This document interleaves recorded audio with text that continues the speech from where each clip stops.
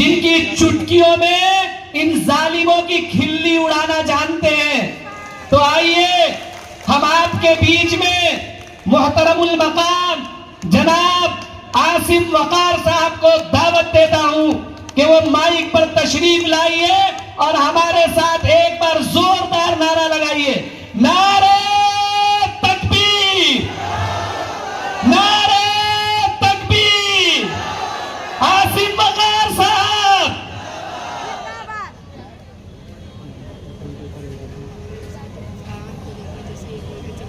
अस्सलामु अलैकुम वरहमतुल्लाहि वबरकातुहू। 22 पर तशरीफ फरमा कुल हिंद मजलिस इत्तेहादुल मुस्लिमीन के हैदराबाद से आए हमारे आमदार, हमारे MLA अली जनाब अहमद बलाला साहब, हमारे कारपोरेटर समद बिन अब्दास साहब,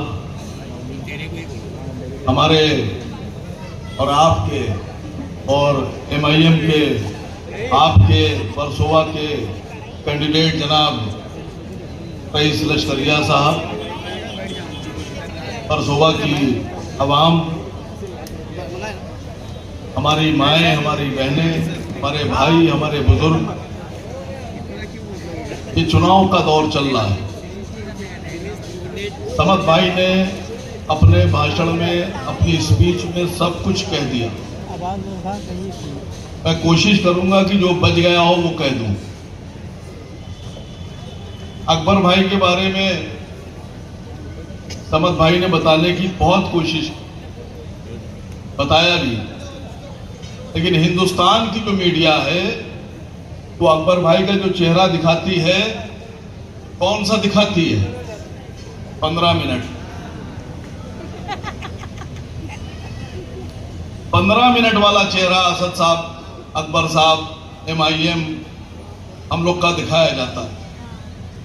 लेकिन अगर यही ईमानदार मीडिया और यही ईमानदार पत्रकार तो तनख्वाह लेकर अगर काम करते, ऊपर से कमीशन ना लेते, तो वो अकबर भाई के 15 मिनट के अलावा 15,000 से ज्यादा बच्चे जो प्राइमरी स्कूल, इंटर स्कूल में पढ़ते हैं फ्री ऑफ कास्ट, 40,000 कुल बच्चे जो एक्स्ट्रा एजुकेशन दी जाती हैं उसके बारे में बताते। जो हॉस्पिटल अकबर भाई चला रहे हैं जिनमें इलाज फ्री है। आपको बताऊं, मजलिस इत्तेहादुल मुस्लिमीन की हिंदुस्तान के किसी सूबे में कहीं भी कभी भी कोई सरकार नहीं रही, कोई सरकार नहीं रही। ना असद साहब कभी मंत्री रहे, ना अकबर साहब कभी मंत्री रहे। और जो बड़े बड़े मंत्री हैं, सरकारों में रहे हैं, केंद्र सरकारों में रहे, स्टेट सरकारों में रहे, महाराष्ट्र में भी रहे, बाकी जगह भी रहे, उनके भी हॉस्पिटल हैं, MIM वालों के भी हॉस्पिटल हैं। आपको पता है, आप आंख कमजोर हो जाए, आप ऑपरेशन कराने जाइए, लेंस गलता है, 50,000 रुपए से लेकर 1.5 लाख रुपए तक का खर्चा आता है। लेकिन अकबर भाई अपने हॉस्पिटल्स में जो ऑपरेशन करते हैं आंख का, लेंस, पावर लेंस के साथ, नंबर वाले लेंस के साथ, वो फ्री ऑफ कॉस्ट है। आपने कहीं ऐसा नेता देखा कोई? अगर देखा हो, सुना हो तो मुझे बता दीजिए। अकबर भाई जब पहली बार विधायक बने, हबीब मिल्लत जब पहली बार विधायक बने, तो लोगों ने उनका वेलकम करने की कोशिश की कि साहब आपका वेलकम करना चाहते हैं, स्वागत करना चाहते हैं। तो अकबर भाई ने एक बात कही थी, मैं अपना स्वागत तब करवाऊंगा जब हमारी विधानसभा से शुरू होकर हैदराबाद की गली गली में हर बच्चा स्कूल जाने लगेगा। मैं आपके सामने एक ऐसे MLA, एक ऐसे रहनुमा, एक ऐसे कौम के लीडर की बात कर रहा हूं जिसको पहले कभी आप लोगों ने इस तरह से नहीं सुना होगा। 15 मिनट तो बहुत सुनाते हैं। 15 मिनट सुनाने वालों, अब सुनो अकबर भाई के बारे में कि हमारे नेता अकबरुद्दीन ओवैसी हिंदुस्तान के पहले नेता हैं जिन्होंने अपनी विधानसभा से शुरुआत की थी, जब उन्होंने स्कूल बनाना शुरू किए, तो हैदराबाद एक ऐसा जिला है, ऐसा शहर है जहां मस्जिदों से ऐलान किया गया था कि अपने अपने बच्चों को स्कूल भेजिए फ्री में। बताइए कौन एमएलए, कौन मिनिस्टर ऐसा है जो अपने मस्जिदों से, मंदिरों से ऐलान कराता हो? आपके सामने उनकी पार्टी के कैंडिडेट आपके बीच में हैं। जिताना आपकी जिम्मेदारी है, वोट देना आपकी जिम्मेदारी है। अकबर भाई के बारे में अगर बोलना शुरू करूंगा तो 24 घंटे भी कम पड़ जाएंगे, लेकिन उनकी जो किए हुए काम हैं, जो उनकी बातें हैं, वो कम नहीं पड़ेंगी। आप ऐसी पार्टी के नेताओं के साथ इस वक्त हम लोग आपके बीच में आए हैं। आप ऐसी पार्टी के कैंडिडेट के लिए मैं यहां आया हूं, इनको वोट दीजिए। अभी मैंने सुना महाराष्ट्र में एक ऐलान हो गया है, कुछ मुसलमानों ने ऐलान कर दिया है कि अघाड़ी को जिताइए। अब मैं पूछना चाहता हूं, मैं सब बात नहीं करता, लेकिन मैं पूछ रहा हूं उन लोगों से, क्यों जिताइए? आपने ऐलान कर दिया, जिताइए। मुसलमान अक्लमंद कौम है, मुसलमान समझदार कौम है, मुसलमान खुद मुख्तार कौम है। मैं आपसे पूछ रहा हूं कि आप लोगों ने ऐलान किया कि अघाड़ी को जिताइए, तो बताना पड़ेगा क्यों जिताइए, किस लिए जिताइए, क्या काम किया अघाड़ी ने? कि हमारे पैगंबर इस्लाम, आकाए इस्लाम मोहम्मद सल्लल्लाहु अलैहि वसल्लम की शान में गुस्ताखी होती है तो औरंगाबाद से लेकर बंबई तक के हुजूम लेकर, रैली लेकर मजलिस इत्तेहादुल मुस्लिमीन के लोग आते हैं। उस वक्त आपने क्यों नहीं कहा कि अघाड़ी के लोग भी शामिल हों इसमें? एक आवाज आई किसी की, खत लिखने वाले की, कि अघाड़ी के लोग भी इसमें शामिल हों। जब गाजियाबाद में बैठा हुआ एक पुजारी पैगंबर के बारे में बात करता है, तो पूरे उत्तर प्रदेश में मजलिस इत्तेहादुल मुस्लिमीन के लोग प्रदर्शन करते हैं, सड़क पर उतरते हैं, लाठी खाते हैं। तब इन लोगों के जमात की कोई भी किसी भी तरह का स्टेटमेंट, बयान बाहर आया?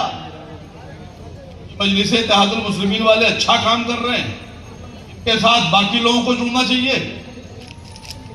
तो जब आप अघाड़ी से ये नहीं कह सकते कि मुसलमानों के हक में बोलो, अघाड़ी के लोगों से, अघाड़ी के नेताओं से ये नहीं कह सकते कि पैगंबर की बेहुरमती करने वाले, बेइज्जती करने वाले लोगों को जेल में डलवाओ, तो फिर आप खत क्यों लिख रहे हैं? ये सवाल मेरा नहीं था, ये सवाल आप सब मुसलमानों का था।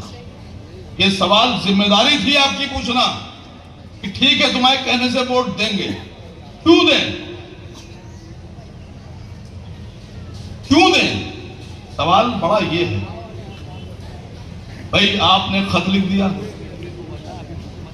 कि मुसलमान आपको वोट दे देगा, आप आरक्षण दे दो। क्या गारंटी आरक्षण देंगे? ये मुसलमानों को भटकाने और भड़काने वाली बात है। आप उम्मीद किससे कर रहे हैं? आप सब जानते हैं कि अगर अघाड़ी जीतेगी तो मुख्यमंत्री उद्धव बनेंगे। मैं समझता हूं सभी जानते हैं। भारतीय जनता पार्टी बनेगी तो भी हम नहीं बनेंगे, अघाड़ी जीतेगी तो भी हम मुख्यमंत्री नहीं बनेंगे।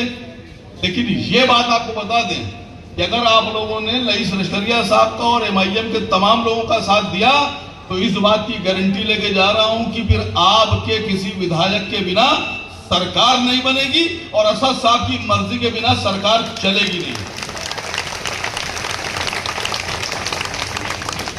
मैं अक्सर एक किस्सा सुनाता हूं, यहां भी सुनाई दे रहा हूं, तो जानबूझ के सुनाता हूं, आंख और जहन खोलने के लिए, और गौर से सुनिएगा। नसीहत आमेज किस्सा है, इतिहास के पन्नों से है, सच्चा किस्सा है कि हिंदुस्तान में एक बादशाह थे गुजरे मुसलमान, उनके बारे में बहुत से लोगों ने सुना होगा, जिन्होंने नहीं सुना वो सुन लें। हिंदुस्तान में एक मुसलमान बादशाह थे, नाम नहीं लूंगा बादशाह का, वरना ये सब कल टीवी बुला लेंगे मुझे, महाराज के चुनाव में आप फलां बादशाह को क्यों लेकर आए। तड़पने दीजिए, थोड़ा सा चलने दीजिए, ढूंढने दीजिए कौन से बादशाह थे। हिंदुस्तान में एक मुसलमान बादशाह गुजरे, वो घोड़े पर बैठकर जंग करते थे, सभी करते थे। तो जंग की तैयारी चल रही थी। एक राजपूत राजा ने उस मुसलमान बादशाह को हाथी भेंट किया, गिफ्ट किया, और कहा हुजूर आप जंग पे जा रहे हैं, ये सवारी है मैं लाया हूं, आपको गिफ्ट कर रहा हूं, इस पे बैठ के जाइए। मुसलमान बादशाह ने कहा ये है क्या। तो राजा साहब बोले ये हाथी है। बादशाह उतरा मुसलमान, उसने हाथी में सवारी करी, पौधे पे चढ़कर बैठा, कहा लाओ इसकी लगाम लाओ मुझे। तो लोग थे वो कहने लगे साहब इसमें लगाम नहीं होती, ये महावत जो आगे बैठा है ये चलाएगा इसको। बादशाह ने कहा बिना लगाम की सवारी। जी साहब इसमें लगाम नहीं होती। बादशाह उतर के घोड़े पे बैठ गया। जिन्होंने गिफ्ट किया था राजा साहब ने कहा साहब क्या हो गया, आप क्यों नाराज हो गए। कहने भाई ऐसी सवारी में बिठा रहे हो जिसकी लगाम दूसरे के हाथ में है, मुझे जाना होगा दाएं ले जाएगा बाएं, मुझे जंग में अंदर घुसना होगा दुश्मन के खेमे में और ये डर के पीछे भागेगा। मैं ऐसी सवारी पर नहीं बैठता है जिसकी लगाम दूसरे के हाथ में हो। वो कितना अकलमंद बादशाह था कि ऐसी सवारी पे नहीं बैठा जिसकी लगाम उसके हाथ में नहीं थी। आप ऐसी सरकार बना देते हैं जिसकी लगाम आपके हाथ में नहीं है। आपको कसम खाना होगा, आपको ऐसी सरकार बनाना होगी जिसकी लगाम भी आपके हाथ में हो और सरकार भी आपके पैर के नीचे, तो आपकी मर्जी से चलने वाली सरकार हो। अब कुछ लोगों ने खत लिख दिया कि साहब आरक्षण।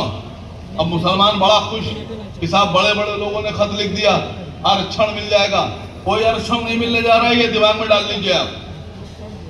एक में कभी किसी को कुछ नहीं मिलता है, कुछ नहीं मिलता है। 1 रुपया 2 रुपया मिल जाता है। जो आदमी खुद कमाता है 2000 रुपए, वो आपको 2 रुपए दे देगा, लेकिन आपको कभी आधा हिस्सा नहीं देगा। आधा हिस्सा आपको लेना है तो आपको बराबरी की टक्कर देना पड़ेगा। उसको बताना पड़ेगा कि आप बराबर के हैं, आप ले सकते हैं, हम तुमसे कमजोर नहीं है। ठीक नहीं मिलेगा आरक्षण। आरक्षण कैसे मिलेगा ये सुनिए। अब आप आरक्षण अगर लेना है तो सरकार जब बने तो उसमें इतने विधायक आप क्योंकि अगर आप अपने विधायकों का हाथ खींच ले तो सरकार गिर जाए, चाहे वो 2 हो, चाहे 10 हो, चाहे 15 हो, 20 हो। आप अपने विधायकों को बनाकर भेजिए, असद साहब के हाथों को मजबूत कीजिए। और अगर आपने मेरी बात को थोड़ा सा भी जहन में बिठा लिया और अपने विधायक जिताकर भेजे, ये वादा आपसे कर रहा हूं, उद्धव की गारंटी नहीं है। और अगर किसी के दिल में है कि साहब उद्धव की गारंटी है कि बीजेपी में नहीं जाएंगे, तो वो हाथ उठा दे। अगर आप पूरे हुजूम में एक भी आदमी इस बात की गारंटी देता है कि उद्धव ठाकरे या शरद पवार की बेटी या शरद पवार या कांग्रेस के तमाम विधायक जीतने के बाद वक्त पड़ने पर, मौका पड़ने पर बीजेपी में नहीं जाएंगे, वो आपके साथ खड़े रहेंगे, तो हाथ उठा दीजिए। है कोई? एक भी नहीं है। ये कन्फर्म है कि आप में से सबको इस बात का यकीन है कि अगर वक्त पड़ गया तो उद्धव फौरन से पेशतर दौड़कर चले जाएंगे बीजेपी में। लेकिन इस बात की गारंटी देता हूं कि उद्धव चले जाएं, शरद पवार चले जाएं, कांग्रेस का एक विधायक चला जाए, कांग्रेस के पूर्व मुख्यमंत्री गए हैं अशोक चौहान, और भी चले जाएं, लेकिन इस बात की गारंटी है कि जो भाई बैठा है आपका रईस करिया, ये भारतीय जनता पार्टी से अकेला भी अगर असेंबली में होगा तो विरोध में बैठेगा और लड़ाई लड़ेगा।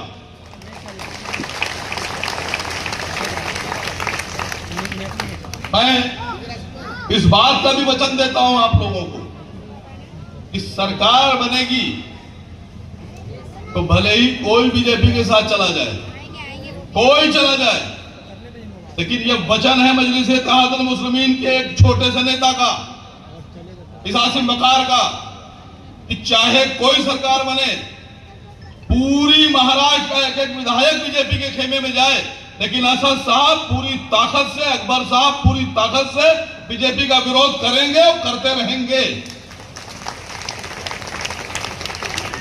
आप लोगों से साथ चाहिए, आप लोगों से इस बात का साथ चाहिए कि आपकी ताकत मजलिस इत्तेहादुल मुस्लिमीन की ताकत है, आपकी ताकत हम सब की ताकत है, आपकी ताकत आपके विधायक की ताकत है। आप लोग इसको छोटा चुनाव या 2-4-10 दिन का चुनाव मत मानिएगा। यह आपके आने वाली नस्लों के, आपके आने वाले बच्चों के मुस्तकबिल का चुनाव है। मुझे बताया गया कि यहां एक बहुत बड़ी प्रॉब्लम है ड्रग्स की। कितने लोग इसको प्रॉब्लम मानते हैं? ड्रग्स, हाथ उठाइए एक बार। कुछ कहना जा रहा हूं इसलिए कह रहा हूं आपसे, कितने लोग प्रॉब्लम मानते हैं इसको? कितने लोग मानते हैं प्रॉब्लम है? साइड में हमारे पुलिस वाले भाई खड़े हैं। अगर चूहा मंत्री जी के घर से चीनी चोरी कर ले या मंत्री जी के घर का गेहूं चोरी कर ले, तो महाराष्ट्र की पुलिस इतनी तेज है कि चूहे को पकड़ लाएगी। लेकिन इतने लोगों की प्रॉब्लम ड्रग्स की आपको नहीं दिखाई पड़ती सर। हम आएंगे चले जाएंगे। मैं आपके जरिए से मुख्यमंत्री तक आवाज पहुंचा रहा हूं, आपके कमिश्नर तक आवाज पहुंचा रहा हूं, और अगर कोई मीडिया का आदमी है यहां वीडियो बना रहा है तो वो भी बनाए। मैं आप लोगों से फिर कह रहा हूं, इधर देखिए भाई मेरे पुलिस वाले सब, क्या ड्रग्स प्रॉब्लम है? ड्रग्स खत्म होना चाहिए। कैसे खत्म होगी? विधायक बदलिए, ये विधायक बदलिए, और जब ये विधायक बदलेंगे तो विधायक की इतनी पावर होती है कि वो इनको भी सब ठीक हो जाएंगे बिल्कुल। और अगर अपने बच्चों को आप ड्रग्स से आजादी दिलाना चाहते हैं, ड्रग्स माफिया से आजादी दिलाना चाहते हैं अपने इलाकों को, वो आप चाहते हैं कि आपके बच्चे पढ़े लिखे अच्छे बने और पुलिस बने, तो विधायक बनाइए। अगर आपने विधायक अपना नहीं बदला और खराब विधायक बनाते रहे तो बच्चे पुलिस नहीं बनेंगे, ड्रग माफिया बन जाएंगे। ड्रग्स की लड़ाई आपकी लड़ाई है, अपने बच्चों की लड़ाई पहले आप शुरू कीजिए, आपके पीछे दुनिया खड़ी हो जाएगी। हम सब आपकी लड़ाई लड़ने को तैयार हैं, लेकिन आप तो खड़े होइए। आप खड़े होने को तैयार नहीं। मैं देखता हूं कि जहां उद्धव साहब रहते हैं वहां पानी की प्रॉब्लम नहीं है प्रॉब्लम? आपके यहां पानी की प्रॉब्लम है? तो उद्धव साहब के इलाके में क्यों नहीं है? उद्धव साहब के इलाके में नहीं है, शिंदे साहब के इलाके में नहीं है, अजीत पवार के इलाके में नहीं है, बड़े बड़े लोग अंबानी अडानी के इलाके में नहीं है। आपके इलाके में क्यों है? आप कमजोर लोग हैं, आपका कोई नेता नहीं, कोई कमांडर नहीं है, आपसे डर नहीं है उनको। आप जिसको भी जिता के भेजते हैं वो सब उनसे जाके मिल जाते हैं। आपको चाहिए कि आप ऐसा विधायक जिता के भेजिए जो उनसे ना मिले, वो आपके साथ खड़ा रहे और आपकी आवाज बने और आपकी लड़ाई लड़े। मैं बता रहा हूं आपसे, आपके इलाके की सारी प्रॉब्लम दूर हो जाएंगी।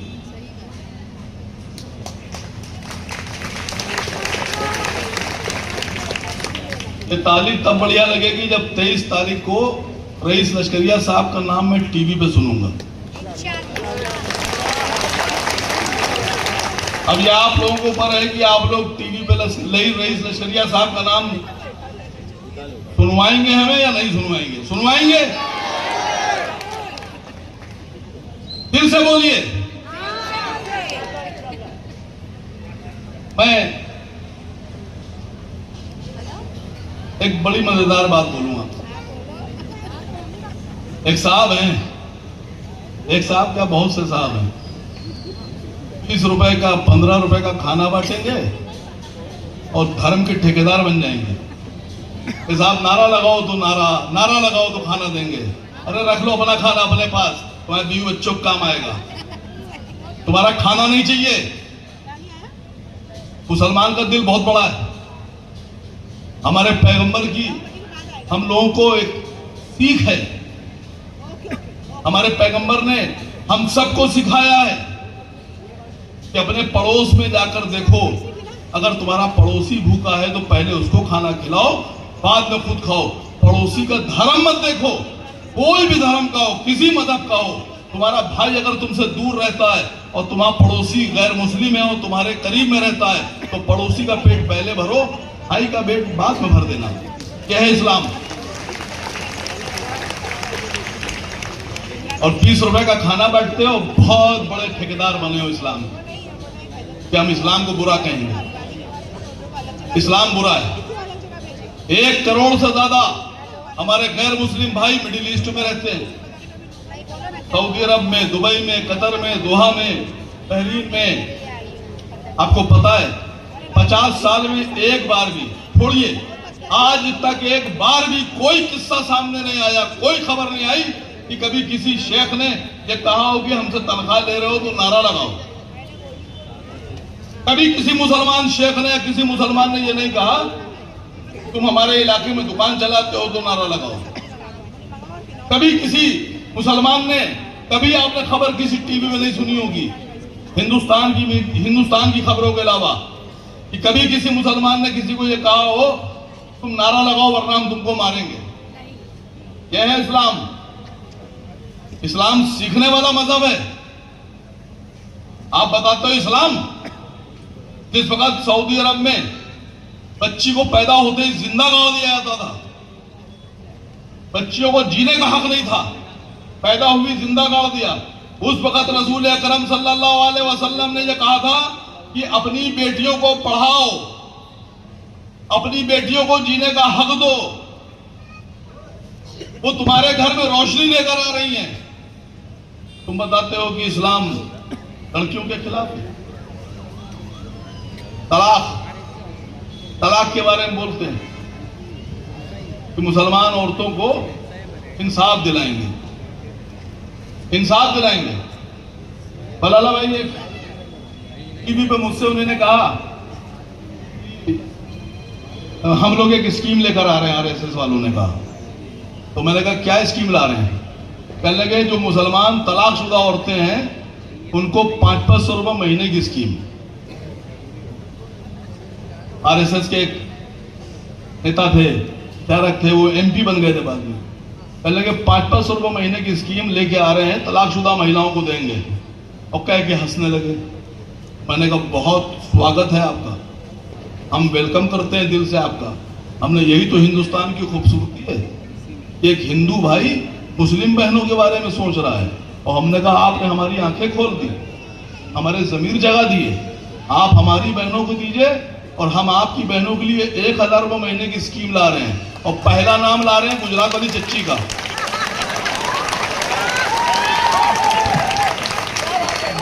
अब मैंने तो कोई गलत बात नहीं की थी, नाराज हो गए मुझसे। हाँ ऑल फॉल नाप शनाप बकने लगे। मैंने कहा भाई मैंने कौन सा गुनाह किया? आप 500 दे रहे थे, मैं 1000 दे रहा था। वो स्कीम तो बंद हो गई, बिल्कुल बंद। लेकिन फिर आप लोगों से कह रहा हूं, उद्धव की गारंटी नहीं है, न कांग्रेस की गारंटी, न शरद पवार की गारंटी। अरबों रुपए का साम्राज्य है शरद पवार का, अरबों रुपए का, अरबों रुपए कह लीजिए, मुझे तो गिनती भी नहीं आती साहब इतनी। अरबों खरबों मुझे नहीं पता जीरो कितने होते हैं। इतना बड़ा साम्राज्य है शरद पवार का, और अपने भतीजे को बीजेपी में भेजकर सारा साम्राज्य बचा लिया। और कल को अगर इनकी जरूरत पड़ेगी विधायकों की तो ये भी चले जाएंगे। उद्धव ठाकरे को अगर ठीक ठाक ऑफर दे दें मोदी अभी, तो कहिए रात में सोए सुबह बीजेपी में। हाँ, हंसने की बात नहीं, सच बोल रहा हूं आपसे।